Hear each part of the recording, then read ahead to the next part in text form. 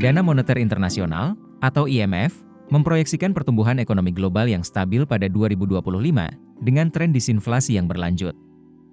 Direktur Pelaksana IMF, Kristalina Georgieva, mengungkapkan hal ini dalam konferensi pers.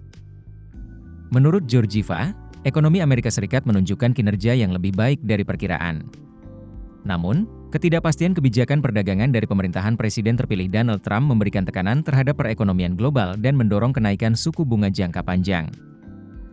Dengan inflasi mendekati target Federal Reserve dan pasar tenaga kerja yang stabil, Bank Sentral AS diperkirakan akan menunggu lebih banyak data sebelum memutuskan pemotongan suku bunga lebih lanjut.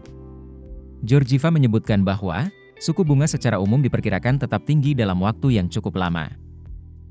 IMF mencatat tren ekonomi yang berbeda di berbagai kawasan.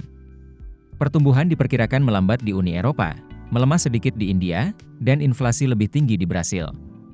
Sementara itu, Cina menghadapi tekanan deflasi dan tantangan pada permintaan domestiknya. Negara-negara berpenghasilan rendah juga berada dalam posisi rentan terhadap guncangan baru meskipun telah melakukan reformasi.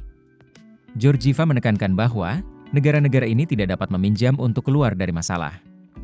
Mereka hanya dapat tumbuh untuk mengatasinya. Georgieva menyoroti pentingnya kebijakan AS, termasuk tarif, pajak, deregulasi, dan efisiensi pemerintahan yang memengaruhi ekonomi global. Ketidakpastian terkait kebijakan perdagangan AS menjadi tantangan tambahan bagi ekonomi global, terutama bagi negara-negara yang terintegrasi dalam rantai pasok global. IMF juga mencatat bahwa suku bunga tinggi yang diperlukan untuk melawan inflasi tidak mendorong ekonomi global ke jurang resesi. Namun, bank sentral di berbagai negara perlu memantau data lokal dengan cermat karena perkembangan inflasi yang berbeda-beda. Pembaruan prospek ekonomi global dari IMF akan dirilis pada 17 Januari mendatang. Sebelumnya, pada Oktober 2024, IMF mempertahankan proyeksi pertumbuhan global 2024 sebesar 3,2% tetapi menurunkan perkiraan untuk 2025 menjadi 3,1%, lebih rendah dari tren pra-pandemi.